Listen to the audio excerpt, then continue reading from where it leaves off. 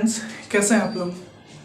कल का जो क्लास हुआ था, कल नहीं 2-3 दिन पहले जो आपका भी क्लास हुआ था कंपाउंड इंटरेस्ट का, उसमें हम लोग दो बहुत ही अच्छा कॉन्सेप्ट पढ़े थे जो आजकल के एग्जाम में बहुत बार पूछा जा रहा है। क्या होता है ना कि 2-3 और जो नया कॉन्सेप्ट यानी जो नए तरीके के क्वेश्चन एग्जाम में आ रहे हैं, आज की क्लास में क्या करते हैं कि पहले उसको खत्म करते हैं।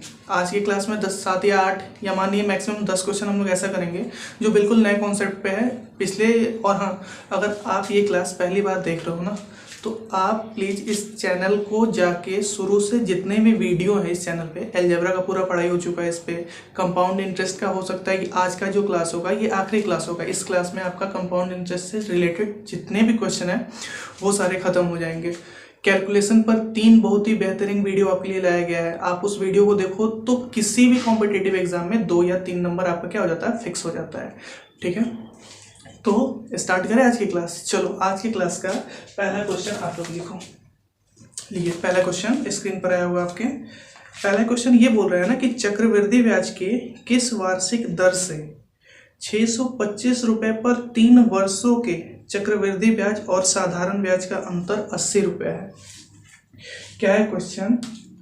क्वेश्चन ये बोल रहा है कि जो आपका चक्रवृद्धि ब्याज है और साधारण ब्याज है उसके 3 साल का अंतर दिया हुआ है, यानी CI माइनस SI कितना दिया हुआ है आपको? CI और SI का डिफरेंस आपको दिया हुआ है 80। ठीक है, और कितने रुपए पर? प्रिंसिपल आपका दिया हुआ है 625 पे, और आपसे क्या पूछा है? रेट पूछा है। आपसे क्या पूछा है? रेट पूछा है। तो देखो, हम लोग 2 साल के लिए ये कॉन्सेप्ट पढ़ चुके हैं कि अगर यही यहाँ पे टाइम 3 साल नहीं देके 2 साल दिया रहता तो उस केस में कैसे कैलकुलेट करते थे, आपको मालूम था? नहीं मालूम तो आप दूसरा या तीसरा वीडियो देखना कंपाउंड इंटरेस्ट का, वहाँ से आपको इस पर मतलब सेकंड 2 साल वाले केस का सारा कॉन्सेप्ट क्लियर हो जाएगा। लेकिन अब क्या हुआ ना कि एग्जाम वो भी अपने आप को अपडेट कर दिया, वो 2 साल से बढ़ा के कितने साल का पूछने लगा? 3 साल का पूछने लगा। तो इस केस को कैसे सॉल्व करेंगे? तो इसके लिए ना सबसे पहले आपको कॉन्सेप्ट सीखिए। कॉन्सेप्ट क्या? एक तरीका सीखिए। सबसे पहला तरीका क्या है? मान लो कि आपके पास अमाउंट जो है वो x³ है। अमाउंट करें, मान लीजिए कि अगर आपके पास प्रिंसिपल कितना है? x³ है। प्रिंसिपल कितना है जी? x³ है।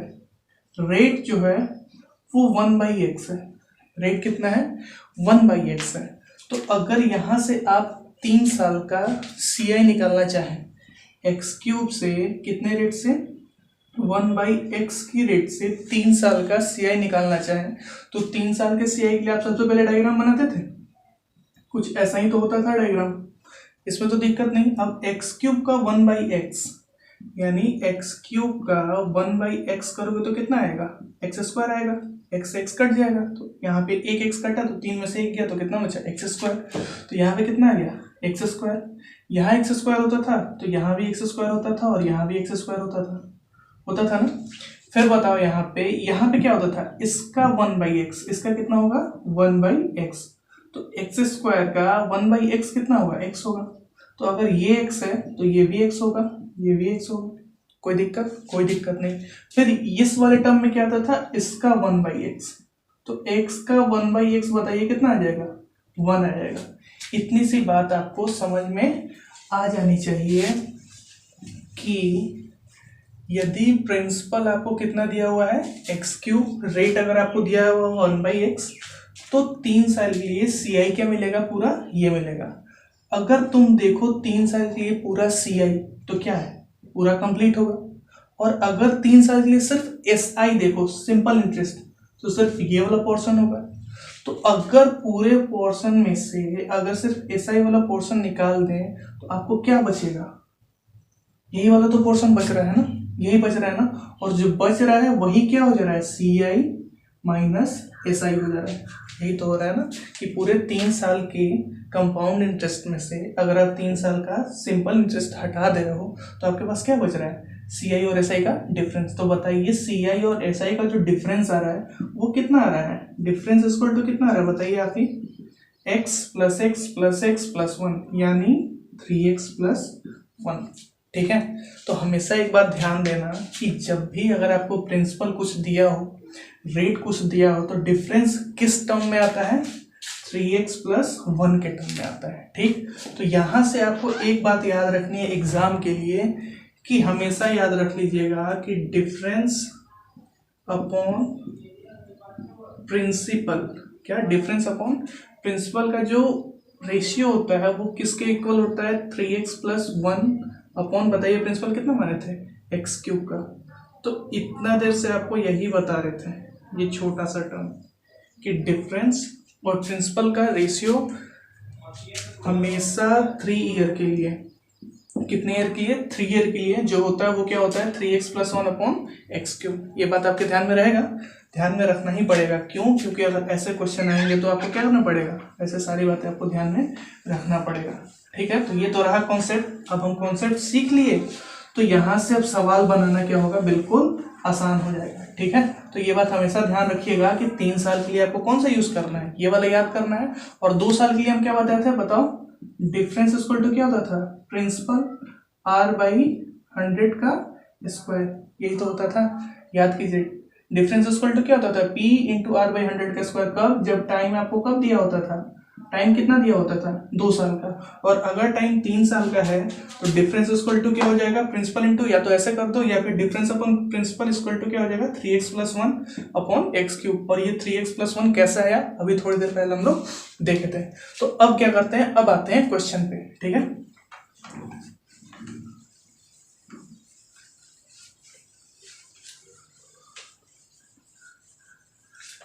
चलिए देखिए, आप रेट आपसे पूछ रहा है, तो रेट पूछ रहा है, चलो देखते हैं। तो सबसे पहले देखो कि डिफरेंस कितना दिया हुआ है, तो आप लिख लो डिफरेंस अपॉन क्या, प्रिंसिपल इक्वल टू क्या लिखोगे, 3x + 1 अपॉन x³, यही तो लिखोगे।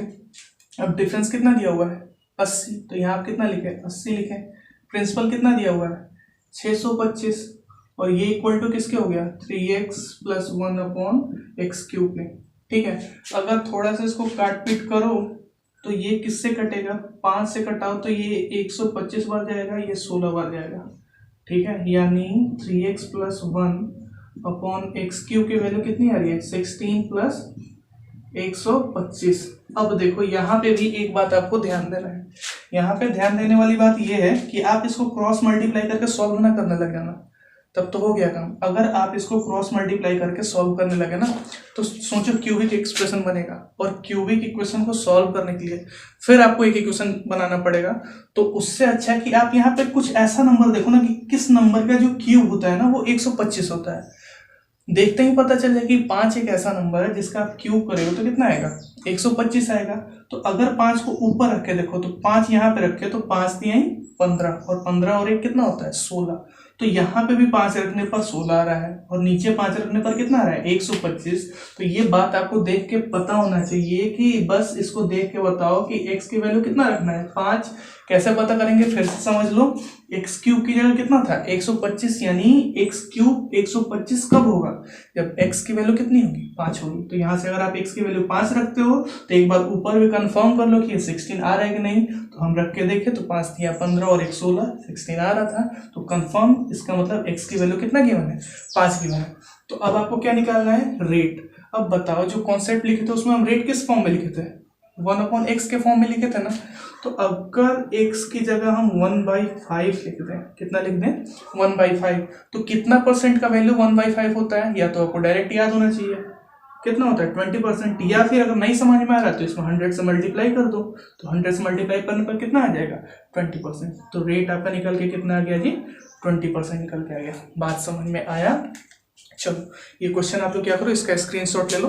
फिर आते हैं अगले क्वेश्चन। इस क्वेश्चन को हम दोबारा ना समझा के ना, इस तरह के 2 क्वेश्चन और करते हैं, ताकि क्वेश्चन की वैरायटी भी आपको मिल जाए और आपका कॉन्सेप्ट भी क्लियर हो जाए। चलो इसको आप लोग करो, फिर आते हैं दूसरे क्वेश्चन पे।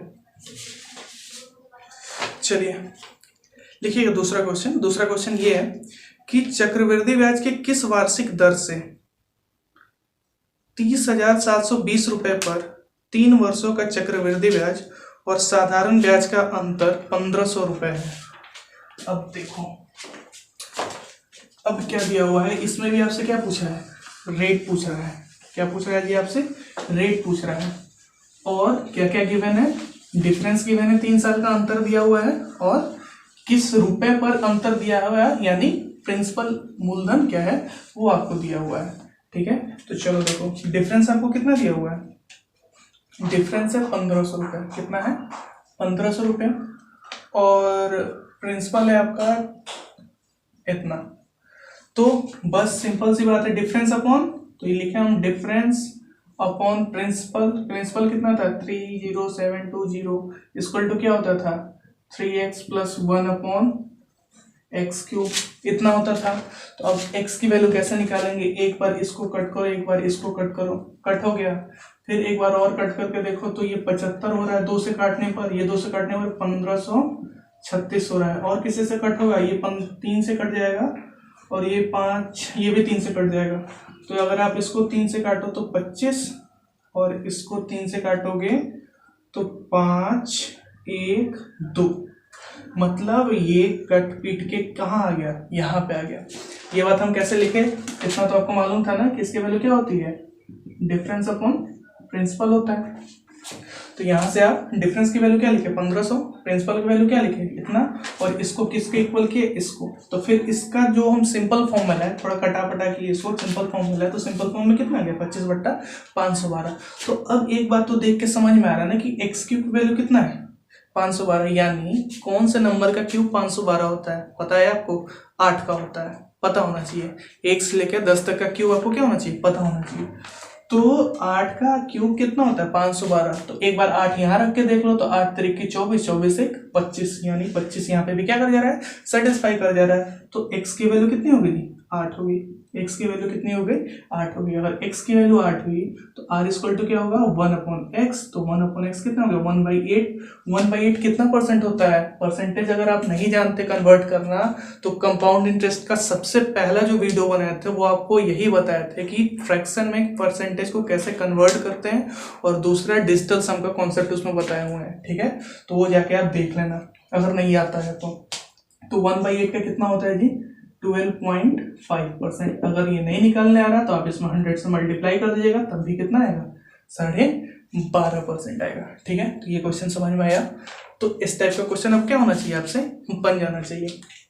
ठीक है, तो ये दूसरा क्वेश्चन था, बिल्कुल आसान था। एक बार आप इसके प्रैक्टिस में आ जाओगे ना तो ये आराम से बनने लगेगा। और हाँ, अगर आप सोच रहे हो कि आप ये कैलकुलेट नहीं कर पा रहे हो कि एक्स क्यूब का यहाँ पे हम क्या रख रहे हैं, तो उस केस में आप ऑप्शन से भी सहारा ले सकते हो, आर के वैल्यू देख के कि यहाँ पे हम क्या पुट करें कि हमको कितना मिल जाए 512 मिल जाए। ठीक है, ये था दूसरा क्वेश्चन। इस पर चलो एक करते हैं तीसरा क्वेश्चन। ठीक है, चलो क्वेश्चन लिखिए। क्वेश्चन है कि एक व्यक्ति प्रत्येक वर्ष के अंत में, चलो क्वेश्चन लिखो, अच्छा क्वेश्चन है ये भी, इस टाइप का नहीं है। एक व्यक्ति प्रत्येक वर्ष के अंत में 2000 रुपये जमा करता है, जबकि चक्रवृद्धि ब्याज की दर 5% वार्षिक हो, तो 3 वर्ष बाद धनराशि ज्ञात करें। ठीक है, ये डिफरेंस वाला क्वेश्चन आप देख लेना, 2 क्वेश्चन करा दिए, बिल्कुल समझ में आ गया होगा। लेकिन अब जो ये क्वेश्चन है ना, ये दिखने में आसान लगता है, दिखने में आसान लगता है, लेकिन सोच के देखो कैसा क्वेश्चन है ये, कि हर साल के अंत में वो कितना जमा कर रहा है, हर साल के अंत में कितना जमा कर रहा है जी 2000 रुपये जमा कर रहा है। और हर साल के अंत में अगर 2000 रुपये जमा कर रहा है और 5% की दर से जमा कर रहा है, तो 3 साल के बाद उसको कितना रुपया ब्याज पूछा है, मूलधन मिश्रधन। 3 वर्ष बाद धनराशि ज्ञात करें, यानी 3 वर्ष बाद आपसे क्या पूछा है, मिश्रधन पूछा है आपसे। तो आप ही बताइए, पहले साल के अंत में, पहला पूरा साल बीत गया, पहला साल डाला ही नहीं इसमें, पहले साल के अंत में डाल रहा है ना, तो अंत में कितना डाला है 2000। तो आप एक बात बताओ, 2000 के ऊपर पहले साल में कोई ब्याज मिलेगा क्या? अगर आप जनवरी में पैसा नहीं डाल के दिसंबर में पैसा डालोगे, फिर आप सोचो कि आपको पूरे साल का ब्याज मिले, तो मिलेगा? नहीं मिलेगा। तो ठीक उसी तरह पहले साल के अंत में कितना डाला जी 2000, तो बताओ पहले साल में कोई ब्याज मिलेगा? नहीं मिलेगा। क्यों? क्योंकि अगर शुरू में डाल रहा था तभी तो उसको ब्याज मिलता, लेकिन ये डाल कब रहा है, अंतिम में। तो पहले साल में पहला वर्ष उसको 2000 रुपये पर कोई ब्याज मिलेगा क्या? नहीं मिलेगा। ठीक, अब आते हैं दूसरे वर्ष पे। तो दूसरे वर्ष पर इस पर क्या मिलेगा, ब्याज मिलेगा। क्यों? क्योंकि ये तो पहले साल पर जमा कर चुका है, तो दूसरे साल के अंतिम पर इस पर ब्याज मिलेगा। तो दूसरे साल के अंतिम पर इस पर कितना ब्याज मिलेगा बताइए, इसका 5%। कितना मिलेगा जी, 5%। तो 2000 का 5% कैसे कैलकुलेट करेंगे, सबसे पहले 10% कैलकुलेट कर लो, 200, और उसका आधा कर दो तो कितना हो जाएगा, 100। तो दूसरे साल पर इसको ब्याज कितना मिला, 100 रुपये मिला। ठीक है, अब क्या कर रहा है ना कि दूसरे साल के अंतिम में ये फिर कितना जमा कर रहा है, 2000 रुपये। दूसरे साल के अंतिम में ये फिर कितना जमा कर रहा है, 2000 रुपये। तो दूसरे साल के अंतिम में ये 2000 कर रहा है, तो दूसरे साल पर क्या इस 2000 पर ब्याज मिलेगा, नहीं मिलेगा। क्यों? क्योंकि ये तो अंतिम में कर रहा है। तो अब आते हैं तीसरे साल पर, कितने साल पे, तीसरे वर्ष पे आते हैं। तीसरे वर्ष पे देखो, तीसरे वर्ष पर देखो, तीसरे वर्ष अब बताओ किस पर ब्याज मिलेगा, जो पहले साल पैसा जमा किया तो उस पर मिलेगा, तो इस पर तो 100 रुपये मिलेगा ना। फिर जो दूसरे साल पैसा जमा किया था इस पर भी मिलेगा, कितना मिलेगा, 100 रुपया। और फिर जो पहले साल का दूसरे साल के लिए ब्याज निकला था इस पर मिलेगा, तो इसका 5% कितना हो जाएगा, 5 हो जाएगा। तो ब्याज तो इतना ही मिलेगा ना। और तीसरे साल के अंत में फिर कितना जमा करेगा, 2000 रुपया। बात समझ में आया, तीसरे साल के अंत में फिर कितना जमा करेगा, 2000 रुपये। तो टोटल अमाउंट उसके पास कितना हो जा रहा है, 6000। ठीक है, और ब्याज के रूप में कितना मिला, 100 रुपया, 100 रुपया, 100 रुपया, 300 और 305, यानी टोटल उसको कितना रुपया मिलेगा, 6305 रुपया। ठीक है, क्वेश्चन समझ में आया, आसान सा ही क्वेश्चन था, बस लैंग्वेज की हेराफेरी थी। तो ये क्वेश्चन आसान था, देख लेना इसका आंसर कितना आएगा, 6305। ऑप्शन नंबर आपका डी इसमें क्या करेगा, मैच कर जाएगा। ठीक है, तो ये क्वेश्चन आसान था। अब क्या करते हैं ना कि कितनी बार एग्जाम में ऐसा क्वेश्चन आता है, आजकल पैटर्न पे है, मतलब अच्छे एग्जाम में, जो भी मेंस लेवल का एग्जाम है वहाँ पे एक क्वेश्चन ऐसा आता है कि आपसे क्या करेगा, वो क्वेश्चन दे देगा 3 साल के लिए किसी का चक्रवृद्धि ब्याज निकालो, तो वो पहले साल के अंत में कुछ पैसा निकाल लेगा, फिर दूसरे साल के अंत में कुछ पैसा निकाल लेगा, फिर तीसरे साल के अंत में कुछ पैसा निकालेगा, और आपसे क्या पूछेगा, सीधे प्रिंसिपल पूछेगा। तो उस वाले क्वेश्चन को कैसे सॉल्व करेंगे उसको हम लोग देखते हैं। ठीक है, तो आप उस टाइप का 2 क्वेश्चन करते हैं। तो पहला क्वेश्चन आप लोग नोट करो। पहला क्वेश्चन है कि एक व्यक्ति 1,10,000 रुपये निकालते हुए अपने बैंक खाते को बंद करता है। ठीक, उसके 1 साल पहले बैंक से 65,000 रुपये निकाले थे और 2 साल पहले बैंक से 1,25,000 रुपये निकाले थे। यदि चक्रवृद्धि ब्याज की वार्षिक दर 10% रही हो तो बताइए इसने 3 साल पहले खाता खोलते समय कितना धनराशि जमा किया था। जैसे बताया था वैसे ही क्वेश्चन है कि सबसे अंतिम साल में वो कितना रुपया निकाला है, 1,10,000 रुपये निकाला है। दूसरे साल में वो कितना रुपया निकाल लिया था, 65,000 निकाला था, और पहले साल कितना निकाल लिया था, 1,25,000 निकाल लिया था। और रेट आपका कितना दिया हुआ है, 10%। और 3 साल के लिए आपसे जो भी ये 3 साल का पूरा कार्यक्रम चला है तो आपसे पूछा है कि प्रिंसिपल क्या होगा। ठीक, तो ऐसे क्वेश्चन को कैसे बनाते हैं, सबसे पहले तो आप क्वेश्चन समझ लो क्या दिया हुआ है। क्वेश्चन समझ में आ रहा है ना कि अंतिम में वो कितना रुपया निकाला है वो दिया हुआ है, फिर दूसरे साल के अंत में कितना दिया हुआ है ये दिया हुआ है, और फिर पहले साल के अंत में कितना निकाला है ये दिया हुआ है। तो आपसे क्या पूछा है, प्रिंसिपल पूछा है और रेट दिया हुआ है। ठीक है, तो ऐसे क्वेश्चन को बनाने से पहले सबसे पहले एक बात ध्यान रखना कि हमेशा समय अंतराल, जब भी समय अंतराल सेम हो तो मूलधन, ठीक है, और मिश्र धन का अनुपात सेम होता है। ब्याज और ब्याज का अनुपात भी क्या होता है, सेम होता है। मूलधन और मूलधन का भी अनुपात क्या होता है, सेम, या फिर लिख लो मिश्र धन और मिश्र धन का भी अनुपात क्या होता है, सेम होता है। तो ये बात आपको ध्यान रखना है कि मूलधन और मिश्र धन का अनुपात क्या होगा, सेम। कब, जब समय अंतराल क्या होता है आपका, इक्वल होता है। कैसे, ये आपको क्वेश्चन में समझ में आएगा। ब्याज और ब्याज का भी अनुपात क्या होगा, सेम होगा। मूलधन और मूलधन का भी अनुपात क्या होगा, सेम होगा। और मिश्रधन और मिश्रधन का भी अनुपात क्या होगा, सेम होगा। तो इस पर रिलेटेड बहुत सारे क्वेश्चन हम लोग बना चुके हैं, लेकिन ये जो लास्ट टाइप का बच रहा था, इस टाइप का क्वेश्चन क्या हो रहा था, छूट रहा था, या फिर इसका फायदा उठाकर जब हम मेंस का क्वेश्चन प्रैक्टिस करेंगे ना तो इसका फायदा उठा के वहां भी क्वेश्चन को क्या करेंगे, बहुत आसानी से सॉल्व कर लेंगे। ठीक है, तो ये बात आपके ध्यान में रह गया कि मूलधन और मिश्र धन का अनुपात एक समान होता है कब? जब समय अंतराल क्या हो? इक्वल हो। ब्याज और ब्याज का भी अनुपात सेम होता है, मूलधन और मूलधन का भी, या फिर मिश्र धन और मिश्र धन का भी। ठीक है, तो चलो अभी वाला क्वेश्चन देखते हैं।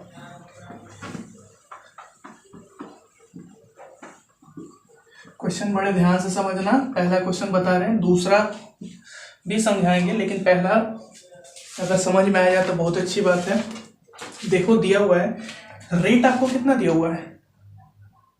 10%, यानी 1/10, ये ना हुआ। मूलधन आपके पास कितना है? 10 रुपया। ब्याज आपको कितना मिल रहा है? 1 रुपया। तो जो राशि 10 है, 10 से बढ़ के कितनी हो रही है? 11। कितने साल में? 1 साल में। तो 3 साल की बात थी ना, तो मान के चलो कि तीसरे साल में, किस साल में? तीसरे साल में, तीसरे ऐसे लिख लो, तीसरे वर्ष। कौन से वर्ष जी? तीसरे वर्ष। तीसरे वर्ष जो आपका मूलधन और मिश्रधन का अनुपात है वो कितना है? 10:11 है। कितना है? 10:11। तो तीसरे वर्ष अगर कोई व्यक्ति अपना राशि बैंक से निकालेगा तो वो मूलधन निकालेगा कि मिश्रधन निकालेगा? सिंपल सी बात है, वो मिश्रधन निकालेगा। मूलधन तो जमा किया जाता है ना, और जो निकाला जाता है वो क्या होता है? मिश्रधन होता है। तो तीसरे वर्ष जो वो राशि निकाल रहा है वो क्या है? मिश्रधन है। तो इसमें मिश्रधन कौन है? ये 11। तो ये 11 क्वेश्चन में कितना दिया हुआ है आप ही बताओ? 11/40। कितना दिया है? 11/40।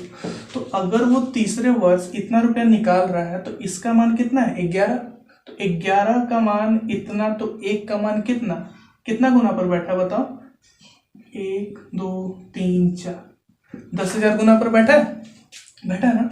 तो अगर यहाँ से मूलधन आपको 11 है, तो मूलधन कह रहे मिश्रधन आपका 11 है, तो मूलधन कितना है? 10।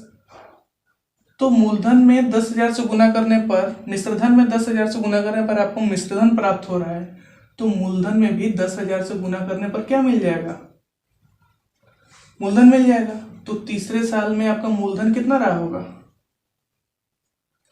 1 लाख रहा होगा ना, 1 लाख। लेकिन अब ये बोल रहा है कि तीसरे साल का ये तो शुरुआत है, तो या तो तुम ये बोल दो कि तीसरे साल का शुरुआत या फिर दूसरे साल का अंतिम। बात तो एक ही हुआ ना, तीसरे साल का शुरुआत तभी तो होगा जब दूसरे साल का अंतिम होगा। तो क्वेश्चन में ये बोल रहा है कि दूसरे साल के अंत में वो कितना रुपया जमा कर रहा है? कितना रुपया निकाला था? 65,000 रुपया निकाल लिया था। मतलब एक तो मूलधन उसके पास इतना था ही, और इतना एक्स्ट्रा और था जो वो निकाला था। तो इसको आप क्या करोगे? ऐड कर दोगे। इसमें ऐड कर दो तो ये कितना हो गया? कितना हो गया? सही है ना? 3056, हाँ सही है। 1,65,000 हो गया। तो ये जो हुआ ये कब का है? तीसरे साल का शुरुआत बोल दो या फिर दूसरे साल का अंतिम। तो यहाँ पे हम लिख दे रहे हैं कि दूसरे वर्ष। दूसरे वर्ष, तो दूसरे वर्ष में ये बताइए इतना रुपया हो गया उसके पास, तो ये क्या हो गया? मिश्रधन हो गया। ठीक, तो आपको मालूम है ना, मिश्रधन और मूलधन का अनुपात हमेशा क्या होता है? एक समान होता है जब टाइम इंटरवल क्या होता है? सेम। तो यहाँ भी 1 साल का था, तीसरे साल के लिए, तीसरे साल से 1 नीचे है 1 साल का, तो यहाँ भी 1 साल का हो रहा है। तो यहाँ पे बताओ कितना रहा होगा? 11:10 रहा होगा। 11:10। तो यहाँ से मिश्रधन 11 हिस्सा है, तो 11 हिस्सा का मान कितना है? 1,65,000। तो 10 हिस्सा का मान कितना हो? तो बताओ 11 हिस्सा का ये है, तो ये कितने गुना पर बैठा है? 11 से कितना से गुना करोगे? 15 से गुना करोगे 11 में, और 15,000 से गुना करोगे ना 11 से, तो इतना आ जाएगा। तो ठीक 10 में भी कितना से गुना कर दो? 15,000 से। तो बताओ ये कितना आ गया? 1.5 लाख आ गया। अब ये 1.5 लाख आ गया, तो ये 1.5 लाख कब का है? दूसरे साल का क्या शुरुआत या पहले साल का अंतिम? यही है ना कि 1.5 लाख कब का हो? दूसरे साल का शुरुआत कर लो या पहले साल का अंतिम कर लो। तो पहले साल का अंतिम वो कितना पैसा निकल रहा है? वो आपको दिया हुआ है 125, इतना दिया हुआ है, इतना पैसा निकाला है। तो आप क्या करोगे? वो फिर पैसा इसमें ऐड करोगे, तो ऐड कर दो तो कितना हो गया? 0 0 0, इतना हो गया। कितना हो गया? 275। तो ये पैसा उसको पहले साल के अंत में मिल रहा है ना, तो पहले साल के अगर अंत में मिल रहा है तो ये क्या रहा होगा? अमाउंट रहा होगा। अमाउंट रहा होगा ना। तो अगर अमाउंट है तो अमाउंट का क्या होता है? 11 और प्रिंसिपल का क्या होता है 10। यही तो रेशियो है, अमाउंट का 11 है और प्रिंसिपल का 10 है। तो अगर 11 का मान इतना है, मतलब 11 यूनिट का मान आपको लास्ट में कितना मिल रहा है 275000, तो 1 यूनिट का मान कितना आ गया आप ही बताओ। कितना में गुना करने से 11 में कितना से गुना करेंगे 275 आएगा तो 25 होता है। 25 1 यूनिट का मान कितना आ जाएगा 25,000। आपको निकालना कितना का है 10 यूनिट का, तो 10 यूनिट का मान कितना हो जाएगा बताओ 25,000 गुने 10, बताइए कितना हो गया 2.5 लाख रुपया। कितना हो गया जी 2.5 लाख रुपया। ऑप्शन है कोई, पहला ही ऑप्शन आपको दिख रहा है कि 2.5 लाख रुपया। तो जो भी उसके पास प्रिंसिपल था ना वो कितना था 2.5 लाख रुपया। यही इसका क्या हो गया आंसर हो गया। फिर से समझ लेते हैं इस क्वेश्चन को, देखना ध्यान से। सबसे पहले क्या बताए कि रेट आपको गिवन है इतना, तो यहाँ से आपको ये मिला कि अगर 10 रुपये आपके पास प्रिंसिपल है तो अमाउंट के रूप में कितना मिल रहा है 11 रुपया। तो सबसे पहले तो ये दिया कि तीसरे साल के अंत में वो कुछ पैसा निकाल रहा है, तो कितना रुपया निकाल रहा है, तो इतना रुपया निकाल रहा है। अगर वो इतना रुपया निकाल रहा है तो निकाला गया राशि क्या होता है मिश्रधन होता है, और मिश्रधन कितना है 11। तो अगर 11 का मान इतना है तो आपको मूलधन निकालने के लिए 10 का मान निकालना पड़ेगा। तो अगर 11 का मान आप इतना निकालते हो तो 10 का मान निकल के कितना आ गया इतना आ गया। तो 10 का मान इतना निकल के आ गया था। लेकिन क्वेश्चन में आपको ये भी दिया हुआ था कि दूसरे साल के शुरुआत नहीं अंतिम में वो कितना रुपया निकाला था, इतना निकाला था ना। तो आप क्या किए इसमें वो जो रुपया वो निकाला था उसको क्या किया फिर से ऐड किया। तो ऐड करने के बाद कितना हो गया इतना हो गया। और जब इतना हुआ तो बैंक में दूसरे साल के लास्ट में जो पैसा बच रहा होगा वो क्या रहा होगा मिश्रधन रहा होगा। तो मिश्रधन और मूलधन का अनुपात आपको मालूम है 10 और 11, जिसमें 11 आपका मिश्रधन है और 10 आपका क्या है मूलधन। तो इसको फिर कंपेयर करो मिश्रधन और मूलधन से, तो इसका मान किसके बराबर 11 के बराबर। तो अगर 11 का इतना तो 10 का कितना वो आपका निकल के कितना आ गया था 1.5 लाख आया था ना 1.5 लाख। लेकिन क्वेश्चन में फिर बोला कि पहले साल के भी अंतिम में क्या किया कुछ पैसा निकाला है। तो जो निकाला है फिर वो आप उसको क्या करोगे ऐड करोगे। तो फिर आप ऐड किए, जो निकाला था अमाउंट इतना निकाला था तो इतना अमाउंट बचा। तो पहले साल के अंत में कितना बचा इतना बचा। तो अगर अंत में बच रहा तो क्या रहा हुआ राशि मिश्रधन, और मिश्रधन आपका कितना हिस्सा है 11। तो 11 हिस्सा का मान इतना, वही लिखें कि 11 यूनिट का मान इतना। तो 1 यूनिट का मान कितना आप 11 से इसमें भाग दे दोगे तो इतना आएगा। और मूलधन आपका कितना है जी 10 यूनिट। तो 10 यूनिट का मान कितना आ गया 25,000। 25,000 नहीं 2.5 लाख आ गया। ठीक है, बात समझ में आई ये क्वेश्चन। चलो इस क्वेश्चन को नहीं समझ में तो एक बार और देख लो, बाकी इस तरह क्वेश्चन आपको एक और हम करा दे रहे हैं। चलो लिख लो एक और क्वेश्चन इस तरह का लिख लो। क्वेश्चन है कि एक व्यक्ति रुपए 72,000 निकालते हुए अपने बैंक खाते को बंद कर देता है। ठीक है, मतलब सबसे लास्ट में वो कितना निकाल रहा है 72,000 रुपये निकाल रहा है। ठीक है, उसने 1 साल पहले बैंक से 36,000 रुपये निकाला था, यानी 1 साल पहले वो बैंक से कितना निकाला था 36,000 रुपये निकाला था। फिर 2 वर्ष पहले वो 28,000 निकाला था। 2 साल पहले कितना निकाला था 28,000 निकाला था। यदि चक्रवृद्धि ब्याज की दर 20% वार्षिक रही हो तो बताइए उसने खाता खोलते समय कितनी धनराशि जमा कराई थी। सेम क्वेश्चन है, बस डाटा क्या है अलग है।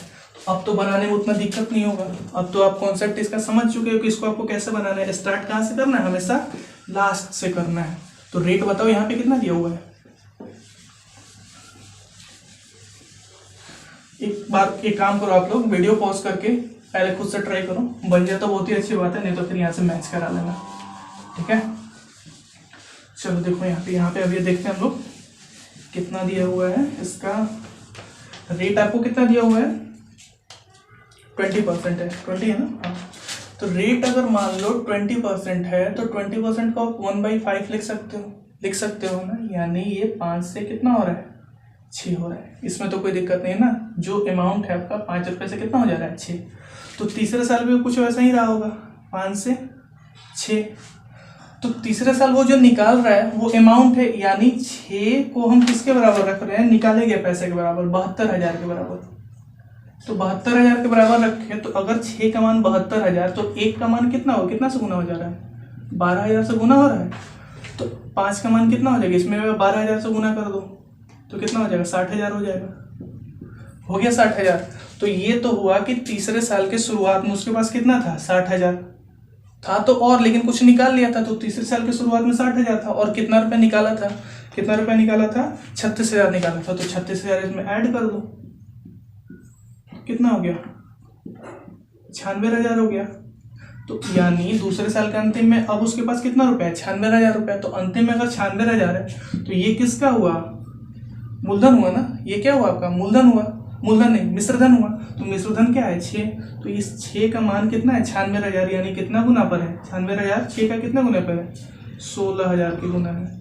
तो बताओ 6 का मान अगर इतना है तो 5 का मान कितना हो जाएगा, इससे भी आप क्या करोगे, 16,000 से गुना कर दो, 16 25 80, ये कितना हो गया, 1 लाख, 1 लाख कर रहे हैं, 80,000 हो गया, कितना हो गया, 80,000 हो गया। तो 80,000 अब ये हो गया, तो पहले साल के अंत में उसके पास कितना रुपया था, 80,000, या फिर अंत में बोल दो, या फिर बोल दो कि दूसरे साल की शुरुआत में कितना था, 80,000। तो पहले साल के अंत में भी तो कुछ रुपया निकाला था, कितना रुपया निकाला था जी, 28,000 रुपया निकाला था। तो इसमें आप क्या करोगे, 28,000 वो भी ऐड कर दो। तो 28,000 ऐड किए तो 0 0 0 8 और 8 2 10, यानी इतना रुपया उसको पहले साल के अंत में था। तो पहले साल के अंत में इतना था, तो पहले साल के शुरुआत में कितना था, यही तो क्वेश्चन आपसे पूछ रहा है।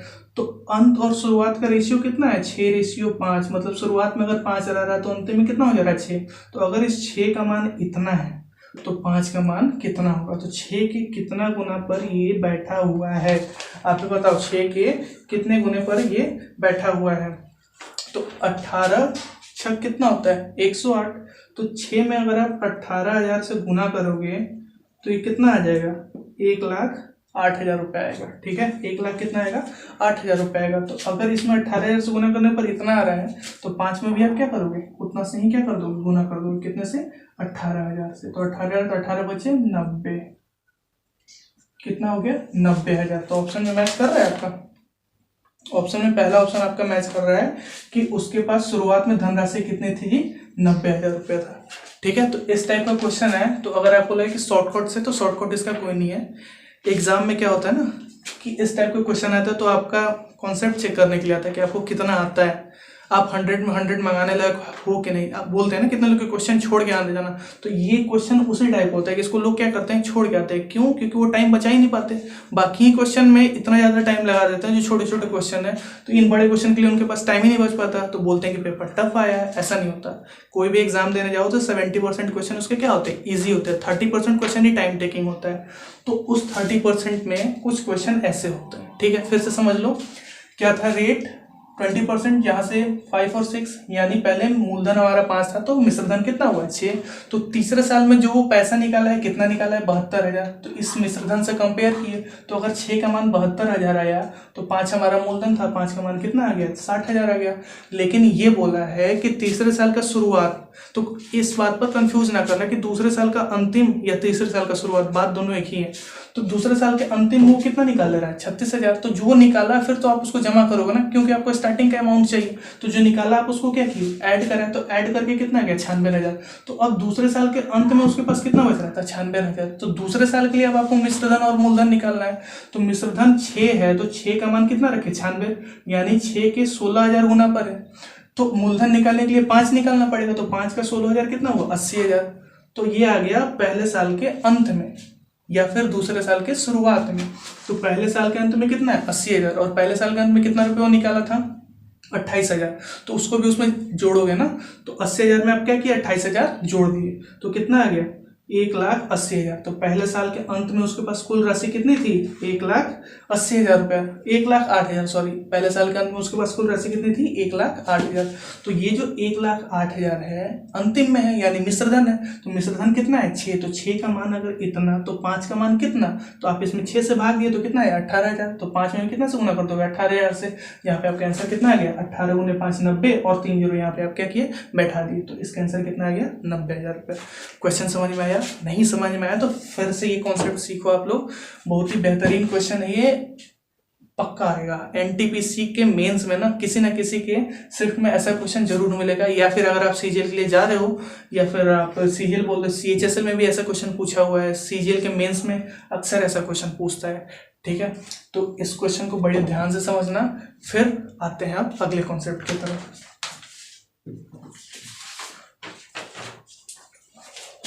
चलो अगला कॉन्सेप्ट का क्वेश्चन आपको दिख रहा होगा, पढ़ो तब तक, बनाने का कोशिश करो। क्वेश्चन ये है ना, क्वेश्चन देखो, क्वेश्चन क्या दे रहा है आपको।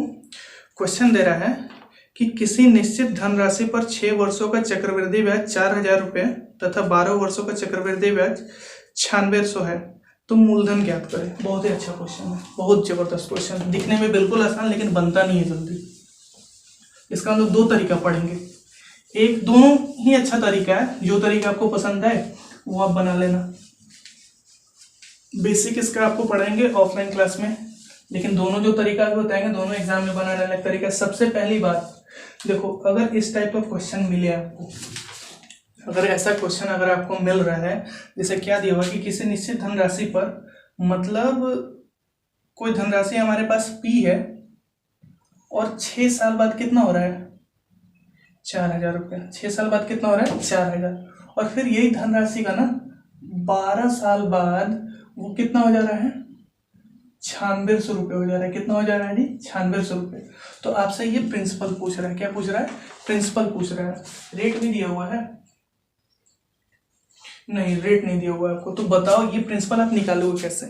ठीक है, तो देखो बहुत लड़कों को दिमाग में ये कतई ना दिमाग में लाना कि यहाँ पे जब अमाउंट दिया होता था ना, क्या दिया होता था, अमाउंट दिया होता था, तब जाके इसको हम कंपेयर करके ये क्या निकालते थे, प्रिंसिपल निकालते थे। लेकिन यहाँ पे अमाउंट ना देके क्या दिया हुआ, सीधे चक्रवृद्धि ब्याज दिया हुआ है। तो उस केस में ये प्रिंसिपल कैसे निकालेंगे, पहला तरीका याद कर लो कि प्रिंसिपल निकालने के लिए क्या करना, बेसिक तरीका से बनाते हुए ना लास्ट में एक टर्म आता है, वही टर्म आपको याद करना है। प्रिंसिपल निकालने के ऐसे क्वेश्चन में जब भी देखना कि यहाँ पे 6 है और ये टोटल 12 है, तो यहाँ पे भी समय कितना रहा होगा 6 ही रहा होगा। बात समझ में आ रहा है ना, ये टोटल कितना है 12, तो 12 में से 6 हटा तो यहाँ पे कितना बच रहा है 6, तो ये 6 है और ये 6, मतलब समय अंतराल कितना है, दोनों में सेम है। तो उस केस में प्रिंसिपल आपको हमेशा कैसे निकालना है कि P इक्वल टू जो ये 4,000 है ना, आपको इसको 2 बार गुना करना है, 4,000 गुने 4,000 कर दिए। अब बट्टा में लास्ट वाला अमाउंट लिखिएगा 9600 माइनस 2 इंटू ये वाला अमाउंट लिख देना 4,000। ठीक है, अब करके देख लो कितना आ रहा है, ये तो 4,000 गुने 4,000 बट्टा 9600 में से 8,000 गया तो कितना बचा 1,600, यही बचा ना। तो 2 जीरो से 2 जीरो गया और 16 4 चौकी 16, ये कट गया, मतलब 1000 और यहाँ एक, यहाँ अमाउंट कितना आ गया 10,000 आ गया। प्रिंसिपल आपका कितना निकल के आ गया जी 10,000 निकल के आ गया। ठीक है, तो ये क्या था पहला तरीका, मेरे साथ समझो कैसे, अगर समय का अंतराल सेम है तो प्रिंसिपल डायरेक्ट कैसे निकालेंगे, क्या करते हैं इसको 2 बार गुना करते हैं जो पहले के अमाउंट है, तो 4,000 गुने 4,000 बट्टा में इसका यहाँ पे लिखेंगे, फिर माइनस इसका 2 गुना घटा देंगे, सीधे आपको डायरेक्ट क्या मिलेगा प्रिंसिपल मिलेगा। ये कैसे आता है ना, ये जब इसको बेसिक से कैलकुलेट करते सॉल्व करते जाते हैं तो लास्ट में आपको यही टर्म बचता है। लास्ट में कौन सा टर्म बचता है, यही टर्म। तो इसी टर्म को आपको डायरेक्ट क्या करना है, याद कर लेना। ये टर्म कैसे आ रहा है, इसमें जो 5 मिनट खराब होगा ना वो यहाँ खराब ना करके क्लास में देखेंगे, जहाँ पे आपका कॉन्सेप्ट क्या हो जाएगा पूरा क्लियर भी हो जाएगा। टाइम खराब तो नहीं होगा, कॉन्सेप्ट आपका अंदर से जो नॉलेज है ना वो जान जाओगे कि हाँ ये आया कहाँ से, तो वो ऑफलाइन क्लास में देखेंगे। ठीक है, लेकिन बस इतना जानो कि अगर ऐसा क्वेश्चन आए तो प्रिंसिपल कैसे निकालना है, मिडल वाले टर्म का 2 बार गुना कर देना 4,000 गुने 4,000, बट्टा में ये लिखना है और इसमें से कितना घटा लेना, इसका डबल घटा लेना, इसका 2 गुना घटा लेना, उसको कैलकुलेट करके डायरेक्ट आपका क्या निकल आ रहा है प्रिंसिपल निकल आ रहा है। तो ये तरीका अगर समझ में आए तो ठीक, नहीं तो एक दूसरा तरीका आपके लिए है, ये तरीका से आप नोट कर लो। ठीक है, अब देखो दूसरा तरीका क्या है।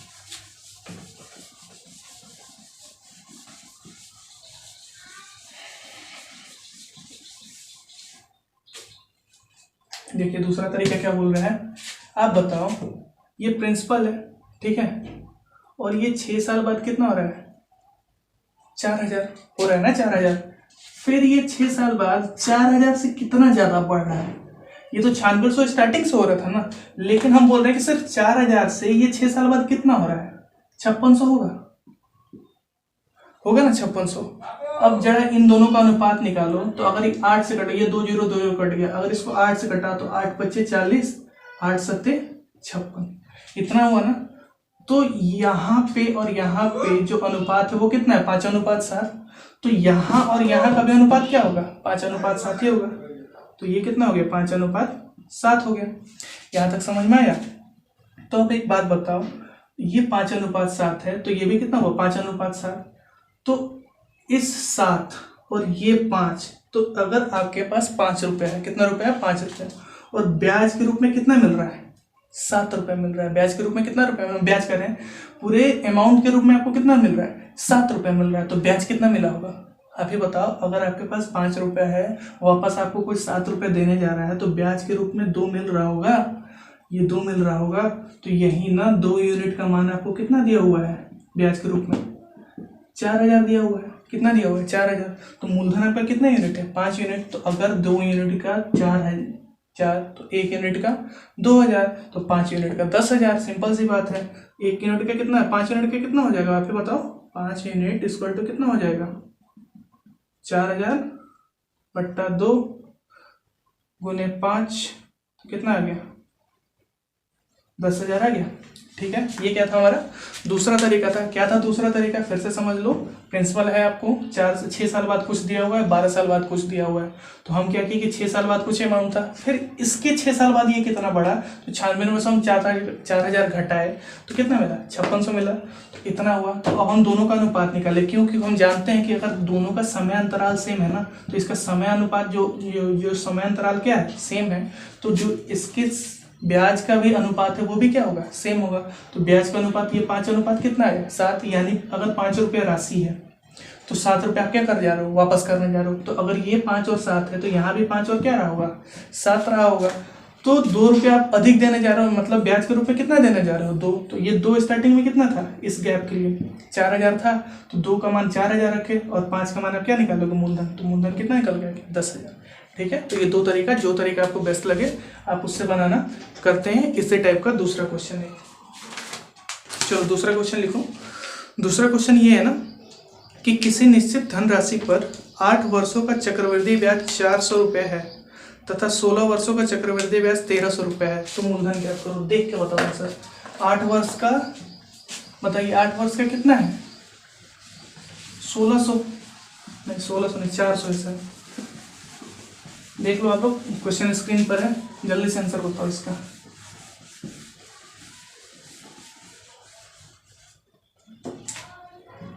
स्टार्टिंग का 8 साल है, ये टोटल 16 साल है। स्टार्टिंग में ये 400 रुपया है, और फिर ये अगर ये 16 है यहाँ तक 8, तो यहाँ तक कितना रहा होगा 8 रहा होगा। कितना है 1300 रुपया। ठीक है, तो पहला तरीका से बना लो, इस बीच वाले का 2 बार गुना करो 400 गुने 400 बट्टा इसको लिखो 1300 माइनस 400 में 200 गुना कर देना, कैलकुलेट कर लो। तो ये 400 गुने 400 और 1300 में से 800 घटाओगे ना तो आ जाएगा 8 5 13 500 आ जाएगा। कितना आ जाएगा 500। ये 2 0 0 कट गया, 5 80, आंसर कितना आ गया 320। ठीक है, ये है पहला तरीका। दूसरा तरीका आप देख लो कि अनुपात कितना का बन रहा है। अगर ये 8 साल का गैप पे कितना है 400, फिर 8 साल के गैप पे कितना है, अब 1300 में 400 घटा लो तो कितना आ गया 900, यानी 4:9 बन रहा है। कितना बन रहा है 4:9। तो यहाँ का भी कितना बन रहा होगा, प्रिंसिपल और पहले का भी कितना बन रहा होगा 4:9 बन रहा होगा। तो ब्याज के रूप में कितना दे रहे हो 4 से अगर 5 वापस 4 से 9 वापस करने जा रहे हो तो ब्याज के रूप में कितना दे रहे हो 5।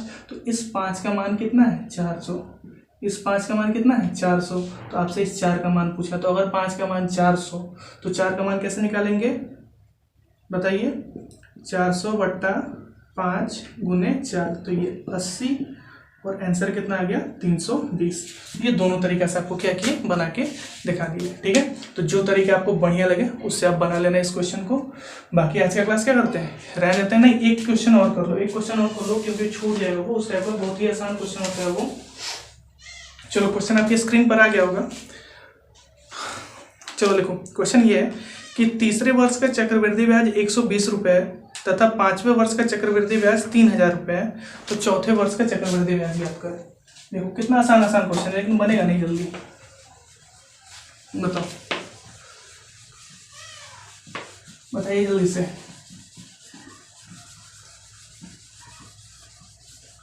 आसान सा बिल्कुल क्वेश्चन है, बताइए। दिखने में आसान है ना, मेंस का क्वेश्चन ही है, अक्सर मेंस में पूछता है। ठीक है, क्वेश्चन क्या बोल रहा है कि तीसरे वर्ष का चक्रवृद्धि ब्याज 120, मतलब तीसरे वर्ष का कितना है 120 है। फिर बोल रहा है पांचवें वर्ष का कितना है 3000, पांचवें वर्ष का कितना है 3000। तो आपसे क्या पूछा है चौथे वर्ष का, मतलब इनके बीच का, आपसे क्या पूछ रहे हैं चौथे वर्ष का। ठीक है, तो याद कर लेना कि जब भी प्रिंसिपल से 5 साल बाद दिया हुआ है कुछ, 3 साल बाद कुछ दिया हुआ है, और उनके बीच का अगर ब्याज पूछेगा ना, अगर बीच का ब्याज पूछेगा तो याद करिएगा बीच का ब्याज हमेशा कैसे निकलेगा, अंडर रूट में आप इन दोनों से क्या कर देना, मल्टीप्लाई कर देना, आंसर आ जाएगा। ये कैसे आता है आपको मालूम है, इतना तो मालूम होगा ना कि a by B equal to B by C. ठीक है, ये सेम रेशियो फॉलो करता है तो इतना होगा, तो बी क्या हो गया, बी स्क्वायर इक्वल टू ए सी, और यहाँ से बी इक्वल टू क्या हो जाएगा, अंडर रूट ए सी। यही कॉन्सेप्ट पर ये काम करता है। तो ये कॉन्सेप्ट पर ठीक है, पता है तो ठीक है, नहीं मालूम तो बस ये बात ध्यान रखना कि अगर किसी समय अंतराल के बाद कुछ ब्याज दिया हुआ है, फिर कुछ समय अंतराल के बाद कुछ ब्याज दिया हुआ है, और आपको उन दोनों समय अंतराल के बीच का पूछ रहा है, जैसे 3 के बाद दिया हुआ है तो यहाँ पे 3 हो गया, 5वां का दिया हुआ है तो 3 और 5 के बीच में क्या आता है 4। तो अगर बीच का पूछे ना तो दोनों को मल्टीप्लाई करके ऊपर क्या लगा देना है, अंडर रूट। तो इसका अंडर रूट लगेगा तो 12 36 यानी 6 हो गया, और 4 0 का 2 0, आंसर कितना आ गया 600। तो 4 साल का जो ब्याज होगा वो कितना हो जाएगा 600 हो जाएगा। ठीक है, एक क्वेश्चन और देख लो इस तरह, एक क्वेश्चन और देख लो स्क्रीन पर होगा, कह रहा है कि चौथे वर्ष का चक्रवृद्धि ब्याज 384 तथा छठे वर्ष का चक्रवृद्धि ब्याज 486, मतलब चौथा का दिया है, छठा का दिया है, 5वां का पूछा है। तो आप ही बताओ 4 और 6 के बीच में कौन आता है 5, तो दोनों के बीच में दिया हुआ है 5। तो बताओ आंसर कैसे निकलेगा, रूट अंडर आप लोग क्या कर लोगे 384 गुने 486 निकल जाएगा आपसे। तो इसका आप लोग क्या कर लेना, निकाल लेना आराम से। ठीक है, तो आज की क्लास के लिए रहने देते हैं। अब आपका एक बच रहा है वही प्रीवियस ईयर क्वेश्चन हुआ, तो अगर मन हुआ तो आपको ऑनलाइन करा देंगे, या फिर जब आपका क्लास खुलेगा अगले मंथ से या फिर उसके अगले मंथ से, तो उसका पूरा 50-60 क्वेश्चन के एक पूरा क्या करेंगे सीरीज चला देंगे, ताकि आपके मन में जो भी डाउट हो ना, पर्सनली अगर आप पूछना चाहते हो तो आप वहाँ से पूछ सकते हो। ठीक है, तो आज की क्लास के लिए इतना रहने देते हैं, फिर अगले दिन मिलते हैं किसी एक बहुत ही अच्छे से टॉपिक के साथ। अगर आप कोई और टॉपिक पढ़ना चाहते हो तो कॉमेंट करो। ठीक है, फिर चलते हैं, हम मिलते हैं अगले क्लास में।